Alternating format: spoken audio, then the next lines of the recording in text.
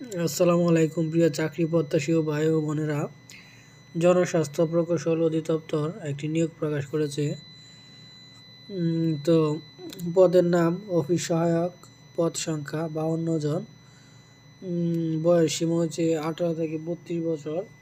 শিক্ষাগত যোগ্যতা হচ্ছে কোনো স্বীকৃত বোর্ড হতে মাধ্যমিক, স্কুল সার্টিফিকেট বা সমমান পরীক্ষায় উত্তীর্ণ, অর্থাৎ যারা এইচএসসি পাস করেছেন তারা আবেদন করতে পারবেন।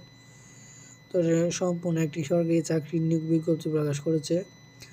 আবেদন শুরুর তারিখ হচ্ছে 29/1/2025 খ্রিস্টাব্দ সকাল 10টা হতে।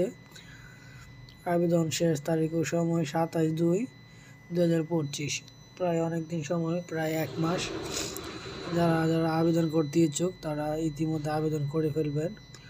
তো আবেদন করার পরে আপনাদের যেগুলো লাগবে, রঙিন ছবি লাগবে 300x300 পিক্সেল, এবার একটা স্বাক্ষর লাগবে 100 KB হতে হবে।